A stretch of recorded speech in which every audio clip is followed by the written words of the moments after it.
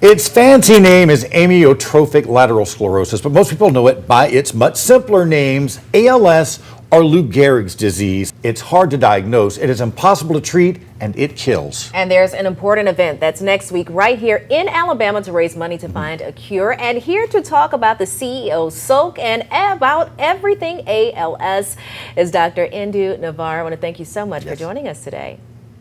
Thank you. Thank you for having me. Of course. Well, first, let's talk about ALS because it's hard to detect, it's untreatable, deadly. It sounds pretty hopeless, but you say that there is hope. Tell us more about that.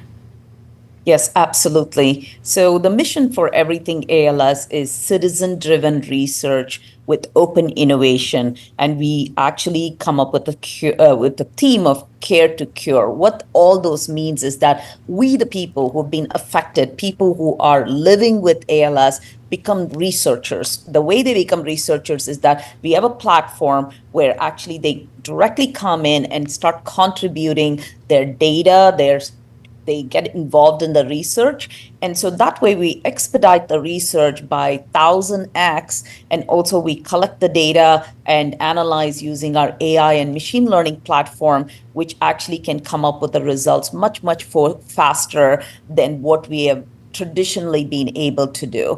And with that, we have been able to come up with speech as a what we say measurement for progression, which has not been in 75 years, and we were able to do it in less than 2.5 years. So yes, there is hope if we actually all come together in a citizen-driven approach. And this is very similar to how we did during COVID times, also what we did during HIV. So we, the people, have to get involved, and that's what Everything ALS is, citizen-driven research. So, Dr. Navar, you lost your husband to ALS, and ALS has been in the news in our area just this week because a legendary country music artist, Joe Bonsall of a group called the Oak Ridge Boys, died of ALS. So my question is, one, what is the usual time span between the onset of ALS symptoms and death?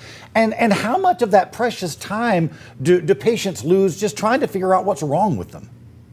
Oh, a lot. What a great question, Chris. This happened to my husband, and this is why I'm actually doing what I'm doing. Both of us are tech entrepreneurs. I've started many tech companies, and so has he. He was very early on at Amazon, and he built many, many things, the innovations that Amazon today we all enjoy.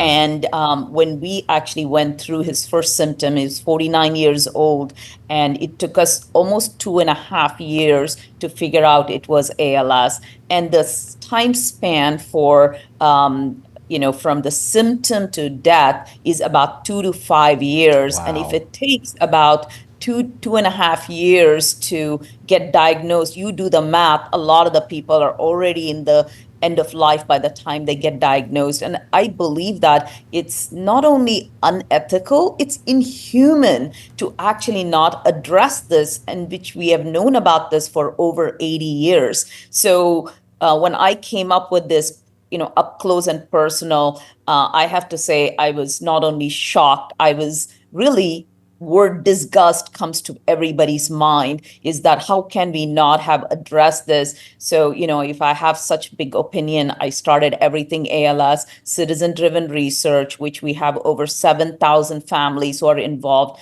and almost over 400,000 people from worldwide who are involved in Everything ALS through our social network. Wonderful. Wow, that is wonderful. Yeah. Well, that's all the time that we do have. I want to thank you so much for coming on. But don't forget, the CEO Sok fundraising event is happening here in Huntsville. It is next Thursday, July 18th. And community leaders, they can either volunteer or get challenged to get soaked because it is a great cause. We do have a lot more information. It's on our website at waytv.com. And we will be right back. Thank you for joining us.